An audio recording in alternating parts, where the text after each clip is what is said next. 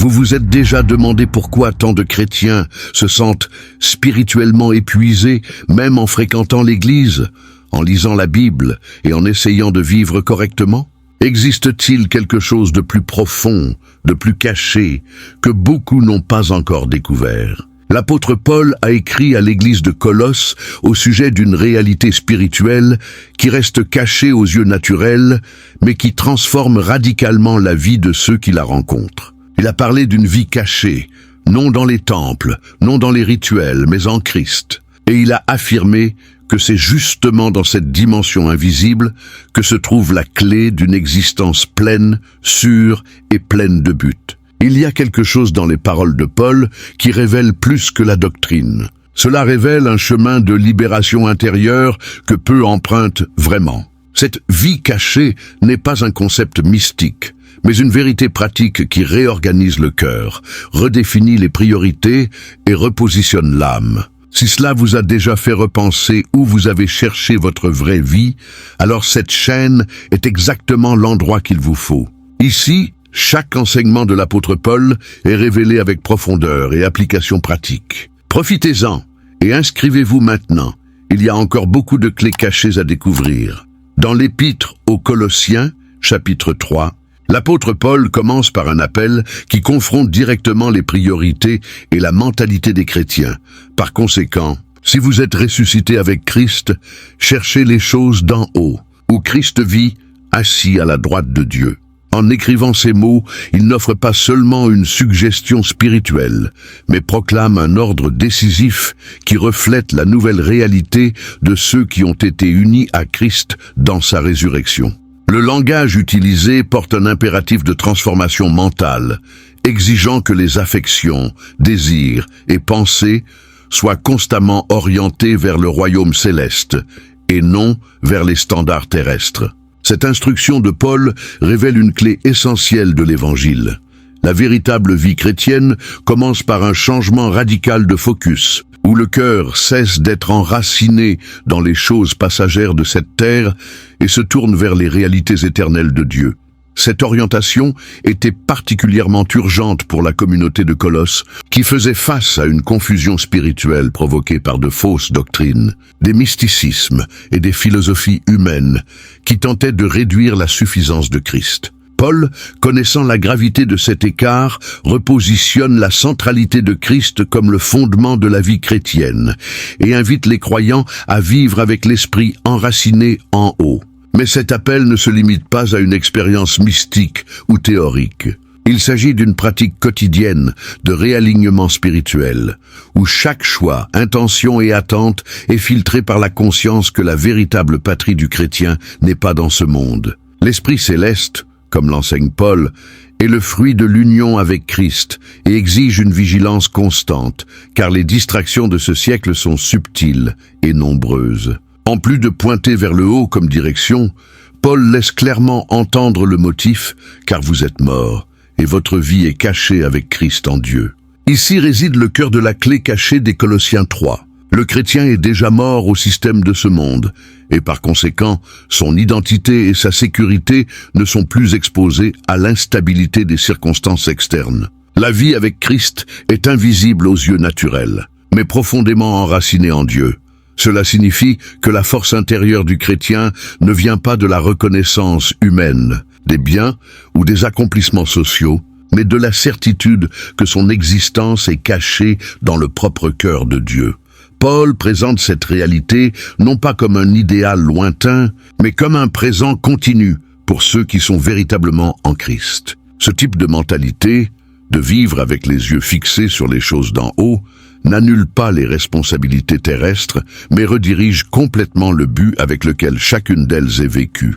Le travail, la famille, les relations, tout commence à être considéré à la lumière de l'éternité. Paul ne propose pas une fuite du monde, mais une vie dans le monde, avec les yeux et le cœur tournés vers la gloire de Christ. Cette perspective offre du discernement et de la fermeté face aux défis quotidiens, car celui qui a l'esprit sur les choses d'en haut ne désespère pas face aux instabilités de la terre. Il sait où se trouve sa source de paix, sa direction et son espoir. C'est dans ce contexte que l'enseignement de Paul défie les chrétiens d'aujourd'hui à examiner leurs propres priorités. Où se trouvent les affections les plus profondes? Qu'est-ce qui occupe les pensées le plus souvent?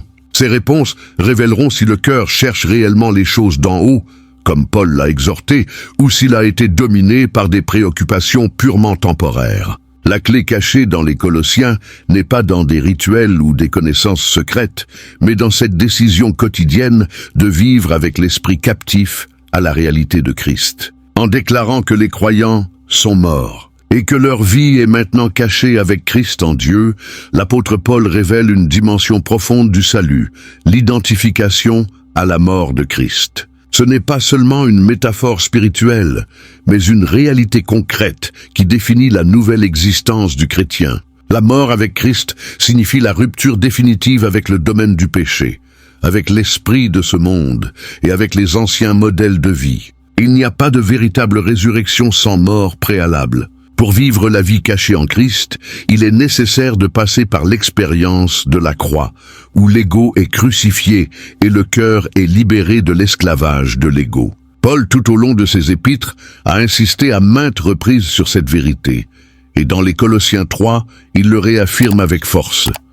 La mort avec Christ est le portail vers une nouvelle nature. Cette mort spirituelle, bien qu'invisible aux yeux humains, a des effets pratiques et visibles au quotidien. Elle se manifeste dans le renoncement aux désirs désordonnés, à la rupture des vieilles habitudes et au remplacement des anciennes habitudes par des attitudes qui reflètent le caractère de Christ. Pour les Colossiens, cet enseignement était un avertissement contre les dangers du syncrétisme religieux qui promettait une spiritualité sans croix. Paul confronte cette fausse sécurité avec la dure réalité libératrice de l'Évangile. Il n'y a pas de nouvelle vie sans l'enterrement du vieil homme. Le disciple de Christ ne négocie pas avec sa vieille nature. Il l'abandonne à la mort pour que la véritable vie, la vie cachée, puisse fleurir. Cette vie cachée en Christ n'est pas un refuge passif, mais un environnement de formation spirituelle profonde. Le cœur régénéré, libre de la domination du péché, devient un terrain fertile pour les fruits de l'esprit. C'est dans cet endroit de communion intime avec Christ que le caractère est façonné, que les convictions sont enracinées et que le chrétien trouve la force de résister aux pressions extérieures. Paul ne présente pas la mort avec Christ comme un poids, mais comme une libération glorieuse. C'est par elle que l'homme ancien cesse d'avoir autorité et la nouvelle création prend le gouvernail de l'être. Le paradoxe de l'Évangile est clair.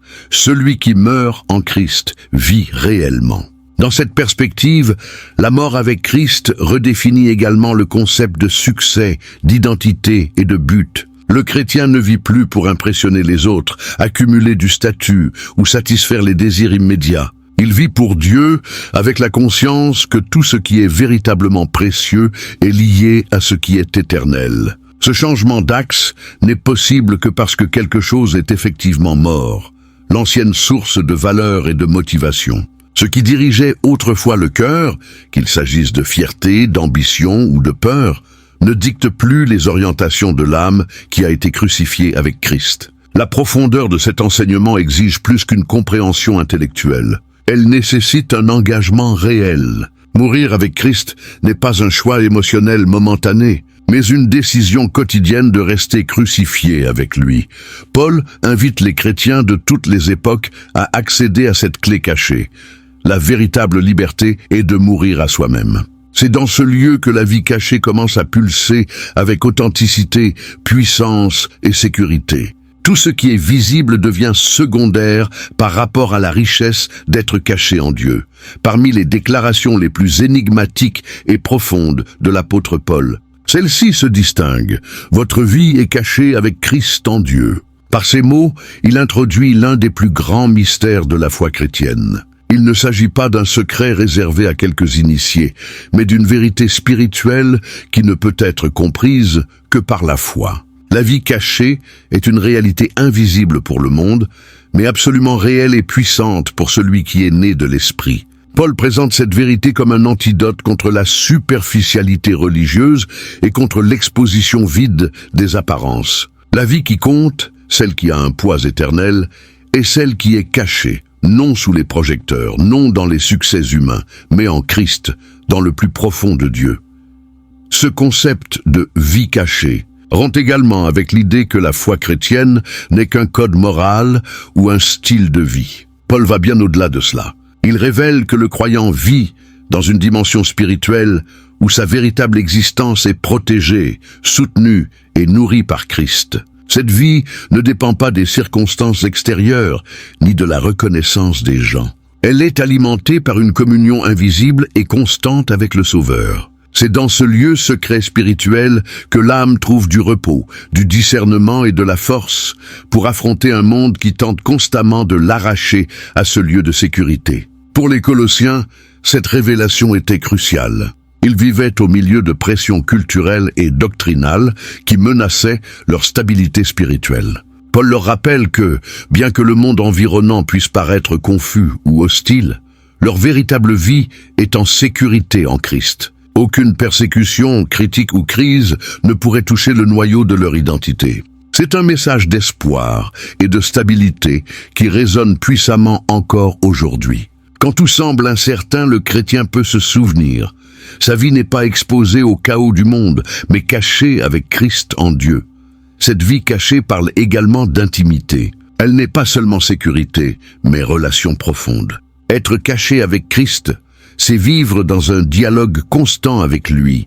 C'est marcher en présence de celui qui connaît chaque pensée, chaque douleur et chaque joie. Cette dimension spirituelle n'est ni passive ni distante. Elle est vivante, active, présente. Et plus le chrétien s'immerge dans cette communion, plus il réalise que la véritable transformation n'a pas lieu dans les vitrines de la vie, mais dans les coulisses silencieuses de la présence de Dieu. L'enseignement de Paul nous conduit donc à un lieu de profonde réflexion. Où avons-nous cherché notre sécurité, notre identité, notre but? La clé cachée qu'il révèle aux Colossiens est toujours disponible aujourd'hui, invitant chaque cœur à se retirer du bruit et de l'agitation pour trouver la véritable vie, celle qui est cachée en Christ, gardée dans le cœur du Père. Avant de continuer, il est utile de faire une pause pour réfléchir ensemble.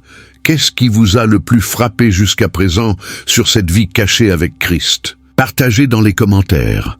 Parfois, ce qui vous a touché peut être exactement ce dont un autre a besoin de lire aujourd'hui. Après avoir présenté la vie chrétienne comme une existence cachée avec Christ en Dieu, l'apôtre Paul élève les yeux des Colossiens vers une espérance encore plus grandiose. Lorsque Christ, qui est notre vie, se manifestera, alors vous serez aussi manifestés avec lui en gloire. Ici, Paul révèle que cette vie cachée, aussi discrète qu'elle puisse paraître dans le présent, sera un jour révélée publiquement dans toute sa splendeur. Ce n'est pas une espérance abstraite, mais une certitude future qui façonne chaque aspect de la marche chrétienne dans le présent. La gloire à venir est inséparable de l'union avec Christ. Il n'est pas seulement le donateur de la vie, mais il est la propre vie du chrétien. Et quand il se révélera pleinement, ceux qui ont vécu cachés en lui participeront également à cette révélation glorieuse. Cette promesse se connecte directement avec l'enseignement que Paul développe dans d'autres épîtres, comme dans Romains chapitre 8, où il affirme que les souffrances du temps présent ne sont pas à comparer avec la gloire qui doit être révélée en nous. L'espérance chrétienne, selon Paul, est eschatologique. Elle est orientée vers l'avenir, mais agit puissamment dans le présent. Savoir que la vie en Christ sera pleinement manifestée un jour apporte du courage face aux épreuves et aux injustices du maintenant. Cela est particulièrement significatif pour ceux qui se sentent oubliés, persécutés ou invisibles. L'apôtre garantit: rien de ce qui est caché aux yeux du monde ne restera ainsi pour toujours. La manifestation de Christ mettra en lumière tout ce qui a été cultivé dans le secret de la foi. De plus, cette révélation future rappelle que le christianisme n'est pas une philosophie de développement personnel, ni une proposition éthique isolée. Il s'agit d'une vie qui participe au destin de Christ. Tout comme il a été glorifié après avoir souffert et vaincu, ceux qui sont unis à lui participeront également à cette gloire. La marche chrétienne, par conséquent, n'est pas une trajectoire d'autopromotion, mais d'identification avec le Christ crucifié et ressuscité, attendant avec espérance le jour où il sera pleinement connu de tous. Cela engendre un respect, de la persévérance et de la sobriété, car Paul précise que la gloire à venir est pour ceux qui demeurent fermes en lui, même lorsque cela coûte visibilité ou approbation dans ce monde. Cependant, cette manifestation n'est pas seulement un événement lointain. Il y a déjà des signes de cela dans le présent, à travers le caractère façonné, la paix éprouvée et l'amour vécu en communauté. La gloire future commence à être perçue lorsque le chrétien vit en conformité avec sa nouvelle identité, même si cette manifestation est partielle et imparfaite. Paul, avec sagesse pastorale, désigne l'avenir mais sans déconnecter les pieds des fidèles de la réalité présente. Il invite les Colossiens à vivre maintenant avec les yeux fixés sur ce jour, car cela changera leur façon de vivre chaque petit moment d'aujourd'hui. L'enseignement de l'apôtre nous confronte à une question fondamentale. D'où vient notre sentiment de réalisation? Construisons-nous notre identité à partir de ce que les autres voient ou de ce qui sera révélé avec Christ? La gloire qui viendra doit devenir l'horizon de chaque décision, le critère de chaque renonciation et la source de toute persévérance. Paul ne présente pas un idéal inaccessible, mais un destin certain pour ceux dont la vie est véritablement cachée avec Christ, attendant le moment où ils seront révélés avec lui, dans la gloire. Après avoir révélé l'espoir glorieux de la manifestation future avec Christ, l'apôtre Paul tourne son attention vers le présent, appelant les Colossiens à une action pratique et décisive. Faites mourir donc ce qui en vous est terrestre. Cet appel n'est pas une invitation douce, mais un ordre courageux et urgent. La vie cachée avec Christ exige l'abandon conscient de ce qui appartient à la vieille nature. Paul énumère sans détour les comportements qui doivent être extirpés: prostitution, impureté, passion désordonnée, désir maléfique et avarice qui est idolâtrie. Il ne minimise pas les termes. Pour vivre avec Christ, il est nécessaire de mourir à tout ce qui le sépare d'elle. Cette décision n'est pas émotionnelle, mais spirituelle, éthique et quotidienne. Les Colossiens vivaient dans une culture imprégnée de pratiques immorales, de croyances déformées et de permissivité. Et Paul, conscient de cela, ne les considère pas comme des victimes de l'environnement, mais comme des agents actifs d'une nouvelle réalité. L'instruction de se dépouiller de l'ancien homme implique de reconnaître que, bien qu'ils aient déjà été morts avec Christ, ils portent encore des traces de cette vieille nature qui doivent être affrontées et éliminées. Le verbe « faire mourir » indique un processus continu de confrontation avec les désirs charnels qui insistent pour ressurgir. Il ne suffit pas de déclarer la foi en Christ, il est nécessaire de soutenir cette foi par des choix concrets qui expriment la seigneurie de Jésus sur tous les domaines de la vie. Au-delà des péchés visibles, Paul aborde également des attitudes internes telles que la colère, l'indignation, la malice, la calomnie et le langage obscène. Il traite non seulement des actions, mais des motivations du cœur. Cela révèle que le vieil homme n'est pas seulement une liste de péchés à éviter, mais une mentalité qui doit être démontée. Vivre la vie cachée avec Christ signifie démonter pièce par pièce le système de valeurs qui gouvernait auparavant l'âme. Et cela exige du courage, de la vigilance et de l'humilité. La sanctification, selon Paul, n'est pas une option supplémentaire de la vie chrétienne, mais une partie essentielle de la nouvelle identité en Christ. Ce processus de dépouillement est douloureux, car il implique souvent de rompre avec des habitudes anciennes, des relations nuisibles ou des zones de confort. Mais Paul pointe vers quelque chose de plus grand. C'est en abandonnant l'ancien que l'on fait place au nouveau. La mort de l'ancien homme est le début de la manifestation du nouveau, créé selon Dieu. Dans Éphésiens chapitre 4, Paul renforce cette même idée. Quant au passé, dépouillez-vous de l'ancien homme et soyez renouvelés dans l'esprit de votre entendement. C'est une transformation qui commence de l'intérieur, mais se manifeste inévitablement à l'extérieur. En réfléchissant sur cet appel, nous sommes défiés d'identifier quels aspects de l'ancien homme ont encore une voix active dans nos décisions. Où tolérons-nous encore la présence de ce que Christ est venu crucifier? L'enseignement de Paul ne permet pas de neutralité. Soit nous faisons mourir ce qui est terrestre, soit nous vivrons en deçà de la plénitude que la vie cachée en Christ offre. Le courage de dire non à l'ancien est, souvent, le premier pas pour expérimenter la profondeur du nouveau. Juste après avoir appelé les Colossiens à se dépouiller de l'ancien homme, l'apôtre Paul complète le cycle de la transformation spirituelle avec une invitation puissante. Et vous vous êtes revêtus de l'homme nouveau qui se renouvelle pour une pleine connaissance, selon l'image de celui qui l'a créé.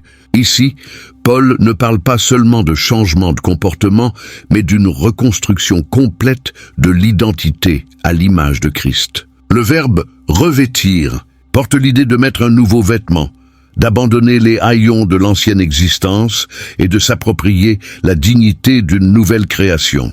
Ce n'est pas quelque chose de superficiel. Il s'agit d'un processus intérieur où l'image de Dieu, déformée par le péché, commence à être restaurée par le pouvoir de l'Esprit. Cette restauration ne se produit pas de manière automatique. Paul souligne que le nouvel homme se renouvelle, un terme qui indique processus, continuité, formation quotidienne. La vie cachée avec Christ n'est pas un endroit statique, mais un espace de croissance constante. Le nouvel homme est façonné à partir de la pleine connaissance de Dieu, ce qui renforce l'importance de la parole comme outil de transformation. Plus le chrétien s'approfondit dans la vérité révélée, plus il devient semblable à Christ. Ce processus de formation est continu et ne sera complet que lorsque nous serons devant le Seigneur, mais il commence maintenant, dans le présent, grâce à une vie soumise et enseignable. Au-delà de la transformation personnelle, Paul met en lumière les implications communautaires de cette nouvelle identité. Dans cette nouvelle création, il n'y a ni grec ni juif, circoncision ni incirconcision, barbare, scythe, esclave ni homme libre, mais Christ est tout et en tous. Cette affirmation déconstruit toute idée de supériorité spirituelle basée sur la culture, l'ethnie ou le statut social. La nouvelle création en Christ engendre une nouvelle communauté, marquée par l'égalité et la dignité commune en Christ. Cet enseignement était révolutionnaire à l'époque et reste urgent aujourd'hui. Dans un monde fragmenté par des étiquettes, des divisions et des préjugés, Paul déclare que dans la vie cachée en Christ, tous ont la même valeur. Se revêtir du nouvel homme implique également de manifester le fruit de cette transformation. Paul va détailler plus tard les vertus qui doivent accompagner cette nouvelle identité. Miséricorde, humilité, douceur, patience. L'image de Christ n'est pas une idée abstraite. Elle se manifeste dans des attitudes concrètes. Le chrétien qui vit caché en Christ le démontre non par des discours, mais par des gestes de compassion, des mots d'édification et des choix qui reflètent le caractère du Seigneur. La transformation ne se limite pas à ce qui est évité, mais se révèle principalement dans ce qui est cultivé. Cet enseignement provoque une introspection importante. Avec quels vêtements spirituels nous sommes-nous présentés devant le monde ? Portons-nous encore les vêtements de l'ancien homme ou sommes-nous déjà en train de nous revêtir, jour après jour, de l'image de Christ ? L'appel de Paul est clair. La vie cachée avec Christ n'est pas une expérience théorique, mais une réalité qui doit être vue chez ceux qui ont choisi de vivre selon le nouvel homme, créé pour refléter la gloire de Dieu dans chaque détail de la vie. Dans la suite de son raisonnement, l'apôtre Paul présente une des déclarations les plus frappantes de sa lettre aux Colossiens, où il ne peut y avoir ni grec ni juif, circoncision ni incirconcision, barbare, scythien, esclave, libre, mais Christ est tout en tous. Ce verset, présent dans Colossiens chapitre 3, est une affirmation révolutionnaire, surtout lorsqu'on le considère dans le contexte social du premier siècle. Le monde ancien était profondément segmenté par des barrières raciales, culturelles et économiques. Paul, inspiré par l'Esprit, détruit toutes ces frontières en établissant une nouvelle base d'identité, Christ. La vie cachée en Christ ne transforme pas seulement l'individu, mais redéfinit complètement la manière dont il se rapporte aux autres. Il n'y a plus de place pour les exclusivismes ou les préjugés, lorsque tous sont également inclus dans la nouvelle création. Cette nouvelle communauté, unie non par des affinités humaines, mais par l'union spirituelle avec Christ, est un reflet direct de la vie cachée que Paul décrit depuis le début du chapitre. Le chrétien, en mourant avec Christ et en revêtant l'homme nouveau, est automatiquement inséré dans une collectivité également régénérée. L'individualisme cède place à la communion. Les préférences personnelles sont soumises au bien commun. L'apôtre laisse clairement entendre que, dans la nouvelle humanité qui émerge de la croix, Christ occupe le centre absolu de tout. Il est le lien qui connecte les différents membres du corps, indépendamment de leur origine ou position sociale. Cette vision n'est pas utopique. Elle est possible lorsque les cœurs sont véritablement cachés avec Christ, car là il n'y a pas de place pour l'orgueil, la comparaison ou l'exclusion. Paul savait que cet enseignement exigeait une maturité spirituelle. Pour les Colossiens, entourés de pressions religieuses et culturelles qui favorisaient les divisions, cette exhortation était un véritable appel au discipulat radical. Ils devaient apprendre à se regarder non pas comme des Grecs, des Juifs, des barbares ou des esclaves, mais comme des frères en Christ. La véritable communion n'est possible que lorsque tous les membres reconnaissent qu'ils ont la même valeur devant Dieu et que le Christ glorifié habite également en chacun d'eux. Cette conscience favorise l'unité, le respect mutuel et l'amour pratique. La vie cachée, donc, n'est pas un refuge individualiste, mais la base d'une nouvelle façon de vivre en communauté. Cette nouvelle collectivité comporte également des implications directes pour l'Église contemporaine. Dans un monde où les divisions idéologiques, sociales et raciales continuent de croître, l'enseignement de Paul résonne comme un antidote puissant. Quand Christ est tout en tous, il n'y a pas de place pour des disputes pour la supériorité spirituelle, ni pour des favoritismes déguisés en piété. La vie cachée en Christ exige que chaque croyant voit l'autre comme porteur de la même grâce, digne du même amour et participant de la même héritage. Cela transforme l'Église en un environnement de réconciliation où chaque différence culturelle ou sociale est absorbée par la grandeur de la présence de Christ en chaque personne. C'est dans cette atmosphère d'unité que le témoignage de l'Évangile prend de la force. Le monde ne sera pas convaincu uniquement par des arguments doctrinaux, mais par des communautés transformées qui vivent comme de véritables miroirs du Christ. L'apôtre Paul, avec sagesse pastorale et zèle spirituel, offre aux Colossiens et à nous une clé précieuse. Quand Christ devient tout en tous, l'Église devient une extension visible de la vie cachée en Dieu, révélant au monde une réalité qui ne peut être expliquée que par la grâce. Après avoir parlé de la nouvelle communauté formée en Christ, l'apôtre Paul tourne son regard vers l'intérieur du croyant et présente un principe essentiel pour gouverner ce nouveau style de vie. Que la paix de Christ soit l'arbitre dans vos cœurs. Ce conseil, présent dans Colossiens chapitre 3, n'est pas une phrase poétique, mais une orientation spirituelle stratégique. Paul utilise le terme « arbitre » pour indiquer une autorité qui décide, un juge qui détermine le cours dans des situations de conflit. En d'autres termes, la paix de Christ n'est pas seulement un sentiment agréable, mais une force régulatrice qui guide les décisions du cœur régénéré. La vie cachée en Christ, étant invisible et profonde, exige un critère sûr pour distinguer ce qui vient de Dieu et ce qui ne vient pas. Et Paul enseigne que cette paix est ce critère.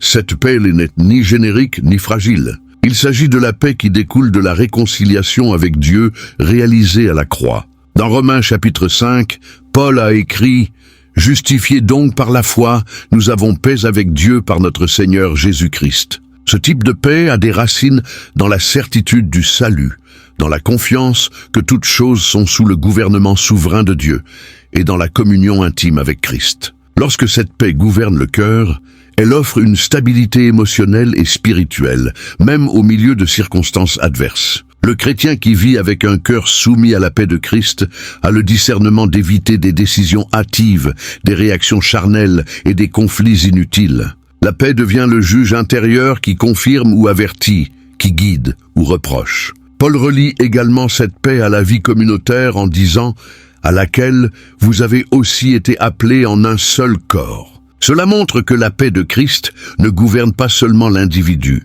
mais toute l'Église. La communauté qui vit sous cette paix devient un environnement sain, où les relations sont guidées par la grâce et non par la dispute. La paix qui vient de Christ n'élimine pas les conflits humains, mais offre le chemin pour les résoudre de manière spirituelle. Elle favorise la réconciliation, l'humilité et l'écoute mutuelle. Au lieu de réagir avec colère ou amertume, ceux qui vivent cette paix cherchent à comprendre, pardonner et édifier. Cette pratique transforme l'Église en un reflet de la vie cachée, où ce qui gouverne n'est pas la chair mais l'esprit. Un autre élément important dans l'enseignement de Paul est le complément. Et soyez reconnaissants.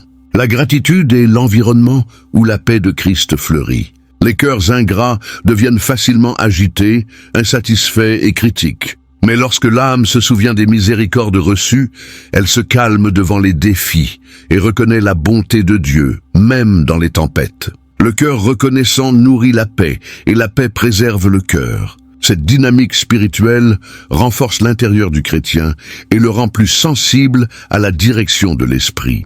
Cet enseignement défie profondément le style de vie agité, anxieux et réactif de nos jours. Au milieu de l'avalanche de décisions, de bruit et de pression, Paul offre une clé cachée, laisser la paix de Christ être l'arbitre. Cela exige un intérieur tranquille, une sensibilité spirituelle et une disposition à écouter la voix de Dieu. Lorsque la paix gouverne, le cœur trouve le repos, et la vie cachée avec Christ se manifeste dans des attitudes sereines, des mots réfléchis et des relations restaurées. En clôturant cette série d'exhortations, l'apôtre Paul offre une orientation qui scelle tout l'enseignement précédent avec puissance et profondeur. Que la parole de Christ habite en vous richement. Cette déclaration va au-delà d'un conseil dévotionnel. Il s'agit d'un appel pour que la vie cachée avec Christ soit constamment alimentée par la vérité révélée. Paul comprend que le cœur régénéré a besoin d'une nutrition continue, et cette nutrition vient de la parole. Mais il ne dit pas seulement que la parole doit être présente. Il dit qu'elle doit habiter, c'est-à-dire résider, faire domicile. Cela implique intimité, permanence et profondeur. La parole ne doit pas être une visiteuse sporadique, mais une habitante permanente de l'âme. La manière dont Paul construit cette idée révèle la centralité des Écritures dans la formation du nouvel homme. Quand la parole habite richement, elle façonne les pensées, affine les sentiments, corrige les écarts et renforce la foi. Dans Hébreux chapitre 4, nous lisons que la parole de Dieu est vivante et efficace, et plus tranchante que n'importe quelle épée à deux tranchants. C'est cette parole vivante qui habite l'intérieur du chrétien et réalise l'œuvre de sanctification. Elle éclaire le chemin, révèle le cœur et pointe vers Christ. Quand elle est négligée, la vie spirituelle s'affaiblit. Quand elle est valorisée, le chrétien mûrit. Paul montre également les effets pratiques de cette habitation, s'enseignant et s'entreconseillant en toute sagesse. La vie cachée n'est ni isolée ni silencieuse. Elle s'exprime en communauté par le biais de l'édification mutuelle. La parole qui habite le cœur déborde par la bouche et se transforme en conseil, enseignement et encouragement.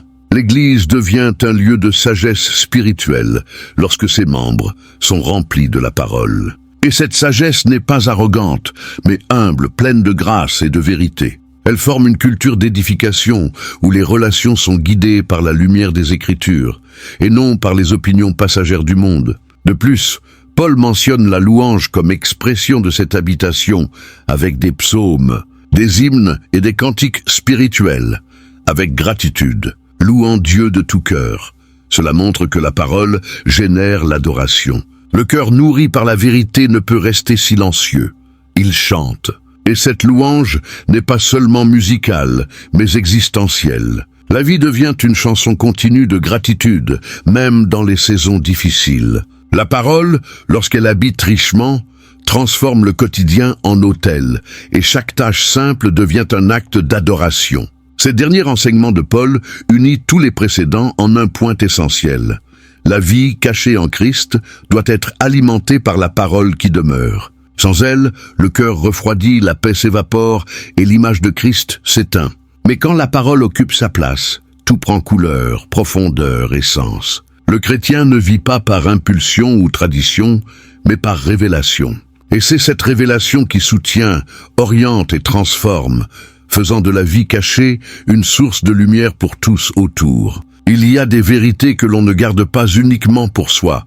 Partagez cette vidéo avec quelqu'un que vous aimez et qui a aussi besoin de redécouvrir où se trouve sa véritable vie. Et si ce contenu vous a parlé, abonnez-vous à la chaîne et laissez votre commentaire ci-dessous. Votre expérience peut être une graine de foi pour beaucoup. Et abonnez-vous à la chaîne et laissez votre commentaire ci-dessous. Votre expérience peut être une graine de foi pour beaucoup.